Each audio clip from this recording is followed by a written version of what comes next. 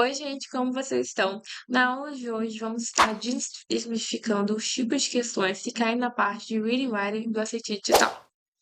Como vocês já devem saber o que é o ACT, como ele funciona, dicas de estudos, agora nossa ideia é basicamente poder dar dicas mais específicas baseadas nos tipos de questões que vocês vão ver na hora da prova. Então, vem com a gente. Então, basicamente, a gente vai estar usando o Khan Academy para poder trazer essa missão para vocês de desmistificar esses tipos de questões que caem. A gente vai usar o Khan Academy Assistir Digital, então pesquise, joga isso aqui na barra de pesquisa, vai no primeiro link, clica em sem querer, depois Let's Go, e a gente vai aqui em Digital Assistive Reading and Writing. Tem 11 tipos de questões que a gente vai estar estudando. Lembrando que tanto faz, se Foundation, Medium ou Advanced, porque no final é tudo igual os vídeos, mas só o tipo que muda é os tipos de questões, né? Que aqui é para nível fácil, médio e difícil, então só isso que muda. Vamos começar com Common of Evidence Test, tá bom, gente? Então, o Common of Evidence Question é basicamente um tipo de questão em que você vai ler um texto, eles vão pedir para você suportar aquela hipótese ou ideia apresentada no texto pelo o autor, né? Então, aqui, por exemplo, né, como fala o nome? Quando eu vou traduzir, me dá um bug, então tenha um pouco de paciência primeiro. Tipo, qual encontro, né? Tipo, qual descoberta do modelo de teste, se fosse verdade, iria suportar as hipóteses dos colegas de trabalho da Gina e a Gina, né? E a hipótese da Gina, no caso. Então, basicamente, como você faz esse tipo de questão? Basicamente, a ideia é você ler o texto, você tem que primeiro entender qual é a hipótese e ver o que mais suportaria ela. Então, é muito importante que você entenda a hipótese e o que ela se baseia, né? A ideia que você tem que defender, senão dá tudo errado. Também, às vezes, ao invés de suportar, eles vão pedir para você uma hipótese, né? Tipo, uma ideia, né? Que não iria suportar, iria deixar a hipótese fraca, né? Com pouca chance de ser verdade. Então, tem esses dois modelos. Então, por isso é muito importante também você prestar atenção no enunciado e ver direitinho o que está sendo pedido, tá bom? Às vezes vão ser textos mais científicos, às vezes mais literáricos, então vai depender muito. No geral, aqui eles têm umas dicas de como approach the question, mas eu prefiro fazer assim, eu prefiro ler primeiro o enunciado, que é essa parte aqui, e entender o que eu tenho que fazer. Depois eu foco para ver qual é a hipótese, né, que eles querem que eu defenda, e depois eu leio as questões e vejo o que faz mais sentido ou não. E lembre, tipo assim, que tem que ser de acordo com o que tá, assim, no texto, entre aspas, né? Tipo, você não vai usar seu conhecimento de mundo nesse momento. É pra você fazer o que o texto pede e o que tem no texto. Você não vai pensar, eu acho que no mundo real é assim. Mas ele quer saber de acordo com o texto, ele quer hipótese sobre no texto. Então, se você fugir muito, você pode acabar selecionando questões erradas. Então, prestem atenção nisso. Próxima questão agora vai ser Common of Evidence Quantitative, que é basicamente você vai ver um gráfico, né, e você vai ter que usar os dados dele para completar uma frase. Deixa eu dar um exemplo aqui melhor para você, gente. Aqui, por exemplo, você vai usar para completar a frase. Basicamente, provavelmente vai ter que tanto analisar o texto quanto o gráfico para ver qual que completa essa parte da botão de forma mais assertiva e correta, de acordo com as informações que tem no próprio gráfico. Então, tomem cuidado com isso. Às vezes, várias vezes vai ser mais completar mesmo. Então, tem a ver também com você prestar atenção nos argumentos que tem no texto. Por essa parte não aqui, ó. The main contributors to the world's organization size 1970 have been counted like a ledger, whose population went from. Então, a maior contribuição para o World Organization, o mundo urbanizados, desde 1970, tem sido países como a Algéria, a qual população foi de. Aí, né, tem informações aqui. Tem umas que vão ser bem rápidas de ler, basicamente você olhar os dados do gráfico, ver qual bate, qual não bate. E já outras você tem que ver, tipo, que às vezes pode ter informações verdadeiras nas respostas, mas não ser necessária para poder completar aquela frase. Então você tem que avaliar realmente o antes e depois, né? O que vem antes e o que é esperado de vir depois. Para ver se tudo faz sentido e se conecta.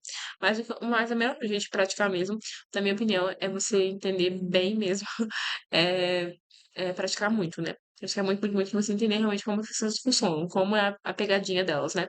Mas no geral, eu indico você entender um pouquinho do gráfico antes. Depois, eu diria pra você ler essa parte final aqui, né? Obviamente, lê sempre o enunciado primeiro, tá? Aí, então, lê o enunciado, entenda o gráfico, lê essa parte finalzinha. Se não der para entendermos bem, leia o texto em todo. E depois, veja qual frase, né, opção vai completar melhor a parte que tá faltando. Basicamente, essa seria a minha dica para vocês. Agora vamos estar falando de Central Idea and Details. Basicamente, a ideia desse tipo de questão é você identificar qual é a ideia principal do texto ou responder uma questão baseada no texto.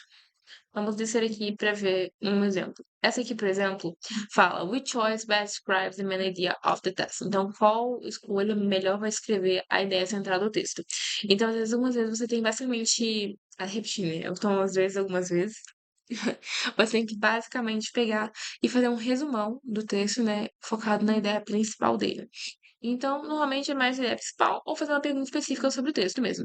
Então, esse tipo de questão é outro tipo de questão também que não usa conhecimento do mundo, tá bom? Usa realmente o que tá no texto e o que tá sendo pedido. Porque às vezes, igual eu falei, esse conhecimento de mundo não pode, às vezes não tem a ver com o que o autor que escreveu o texto pensa e pode acabar dando ruim pra você. A minha ideia é basicamente ler o texto, não, ler o enunciado, depois identificar qual é a ideia principal e ver qual melhor bate com o seu resumo, né? Eu queria você fazer um resuminho primeiro e depois ir para as questões. Porque a gente já tem, tipo, uma opinião própria. Que às vezes a gente, quando a gente lê os textos, a gente fala, ah, isso faz sentido, isso faz sentido. Mas meio que você tem uma opinião própria, já sabe o que que não faz sentido, o que que faz sentido, entendeu? Você não é modificado de acordo com a leitura. E sim de acordo com a opinião que você teve baseada na leitura do texto. E caso o texto perguntasse alguma coisa específica, eu acho que eu diria para você ler o texto todo de uma forma mais rápida e depois focar na parte específica que o texto quer saber sobre. Assim não tem erro, gente. Gente, agora, essa questão que chama inference também envolve um pouquinho de você ter que pegar e completar uma parte do texto que está faltando. Mas no caso, você vai escolher a questão que mais, lógico, completa o texto, não vai ter um gráfico. No caso, você vai ter que ler o texto e ver realmente o que faz mais sentido. Nesse caso, vai ter que usar informações que não são no texto, mas estão no texto. Então, basicamente, vai escolher o que mais faz sentido para completar o texto, de acordo com o que ele está falando. Deixa eu dar um exemplo. Imagina que o texto fala sobre amor aos animais, amar ao próximo, e que não é legal comer animais, carne, esse tipo de coisa. Então, obviamente, nenhuma opção que vá completar o que está faltando na parte, posso falar sobre o fator de comer animais, ser contra o veganismo, porque não bate com o texto. Então, é ver isso. Né? Realmente, essa parte também é sobre entender bastante o texto, o que ele fala sobre, para você não escolher uma opção que não tem a ver com ele ou vá de contra ele, né? Claramente, presta atenção também como que é o texto. O texto, ele tá de contínuo, ele tá, como fala? Ele tá concordando com algo, tá discordando com algo, tem alguma reviravolta, não tem alguma parte que ele muda de opinião? Prestar atenção nisso, porque às vezes você acha que eles falam de uma coisa, mas depois ele mudou de opinião no final do texto. Então, prestar atenção nas transições e no tipo de linguagem, uma língua negativa, afirmativa, porque isso faz muita diferença na hora que a gente vai escolher qual opção melhor completa o texto. Agora, vamos estar falando de Word in Contest, que é uma das questões que mais cai e uma das mais importantes, eu diria, porque ela cai bastante. Mas também uma que o pessoal costuma ter mais dificuldade. É basicamente você vai ler o texto e escolher uma palavra para completar, que faça sentido, ou às vezes eles vão grifar uma palavra e eles vão te perguntar qual palavra das opções se assemelha ao significado da palavra sublinhada no texto. Mas ela é muito, muito, muito mesmo sobre vocabulário. Se vocês estão no grupo do nosso SAT e vocês têm acesso ao nosso Drive, vocês vão ver que tem um livro lá chamado SAT Vocabulary. Que eu super digo vocês lerem, porque eles dão dicas de vocabulário que caem muito nesse tipo de, né, no SAT em si. Então ajuda vocês já a ter uma noção do tipo de vocabulário que vai cair. Mas a gente sabe que nem sempre a gente vai conseguir saber qual palavra é correta, às vezes nem conhecer as palavras, né? São palavras realmente mais dificinhas. Mas a minha dica é, você lê o enunciado, né, que eles estão pedindo, depois você lê o texto. Caso for uma questão que você tem que completar, ou até não completar, tipo, já tem uma palavra aqui, você tem só que adivinhar o significado dela, eu diria pra você ler e ver o que vem na sua mente. Tipo, quando você lê aqui, o que você acha que. Qual palavra vem na sua mente pra completar esse espacinho? Uma palavra que vem da sua mente. Não vê as opções ainda. Tipo, faz sem ver as opções. E aí tá. Depois você fala, ah, essa palavra aqui, porque pra mim ela significa isso, é uma palavra que indica amor. Então você vai nas opções e vê qual palavra mais se assemelha à palavra que você escolheu. E aí vai acordando palavras que não se assemelham. E mas a mesma coisa também quando você já tem a palavra, só que aí você vai pensar na outra palavra sinônimo para essa palavra que já tá aqui no caso, sem olhar as questões. Depois você vai começar a olhar as questões e sublinhar as palavras que você sabe que não tem nada a ver com a palavra escolhida, né, por você.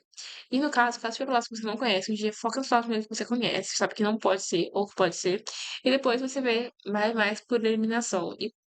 Ó, dependendo, às vezes vai ter que ter um chute ali, outro aqui, dependendo de quantas palavras você conseguir ou não conseguir eliminar. Essas são as questões que mais aparecem, principalmente no começo da prova. Aparecem mais 7 ou 5 questões em cada um dos módulos. Então é muito importante você prestar atenção nelas, porque pode fazer uma baita diferença para sua nota. Agora a gente vai estar falando de text structure and purpose. Porque às vezes pode confundir um pouco, mas não tem a ver com uma ideia principal. Mas sim qual é o propósito do texto ou a sua estrutura. O propósito do texto seria assim: o texto foi feito com a ideia de explicar do porquê o capitalismo é bom. O overstructure seria explicar a estrutura do texto. Basicamente, o texto fala sobre um argumento, depois mostra uma hipótese que desfaz esse argumento e no final demonstra como que isso se evoluiu, né? Então, o main purpose fala mais da ideia principal do texto. O que ele quis com aquele texto? Ele quis passar uma ideia do que eram os planetas ou do que... Porque um computador é bom para ser usado. E o overstructure é mostrar a estrutura, como o texto foi feito. Primeiro, ele fala sobre mostra um cientista, depois ele fala sobre a hipótese desse cientista, tipo isso. E aí sempre olha o título para entender o que ele quer. No caso aqui, ele quer saber a overstructure do texto. Em outros casos, vamos ver, tem outro tipo de questão. Opa, isso demais. Acho que não tem aqui, mas em outros casos eles vão querer saber, né, qual que é a main purpose do texto.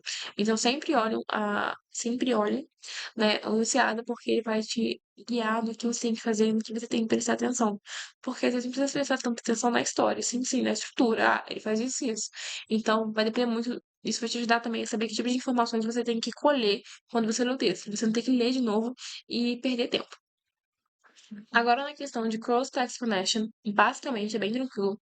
Vai. Não, eu confundi ela com outro tipo de questão. Essa questão não é tranquila, é uma questão que mais tem dificuldade. Mas aparece dois textos, texto um, texto 2.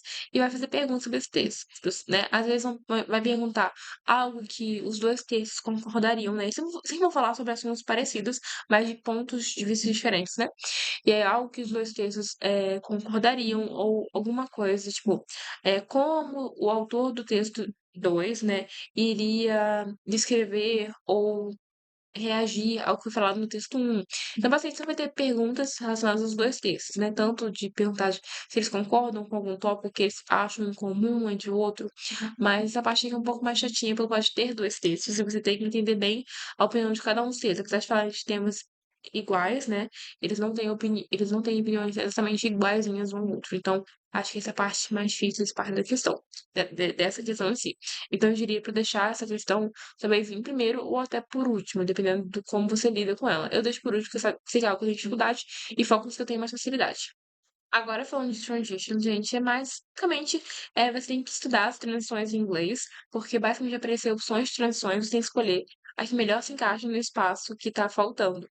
Então, a minha dica é basicamente estudem as transições, literalmente pesquisem transições em inglês, e estudem quais são as transições, como e quando elas são usadas, que basicamente é isso que vai te ajudar a saber fazer essas transições. É basicamente estudar bastante as transições, entender como e quando elas são usadas, porque aí você sabe, essa aqui é usada para causa e efeito, essa aqui é para quando tem contraste ou para exemplo, então isso é importante fazer. Agora sim, essa questão aqui que eu tava falando, né, Rhetoric Sentence, que é uma questão super fácil. Eu gosto muito, então é uma das primeiras que eu faço. Basicamente vai ter um bullet points aqui falando sobre notas, né, sobre alguma coisa que foi pesquisada. E aqui vai falar assim, né, normalmente sempre o mesmo estilinho, né, vai falar o que que ele quer fazer. The student want to emphasize the similarity between the two novels. Então, o estudante quer deixar claro uma similaridade entre essas duas novelas. Não novelas, são mais tipo livros, né? No caso. E aí você tem que escolher qual opção vai fazer isso que o estudante quer fazer. No geral, eu nem leio os bullet points, eu só vejo o que ele quer fazer e eu vejo qual opção melhor faz isso, sabe? Basicamente é isso, é bem tranquilo esse tipo de questão. E agora, os dois últimos tipos de questões é o Formal, Structure and Sense e Boundaries. Basicamente, dois tipos de questões é sobre gramática, gramática, gramática. Então, a minha dica é basicamente, vocês vão pegar, vão vir aqui e estudar bastante essa parte de Grammar Practice, que basicamente vai ajudar vocês a saberem tipos de gramática que caem em cada um desses dois tipos de questões. E também estudar por fora também, a gramática do inglês e como funciona.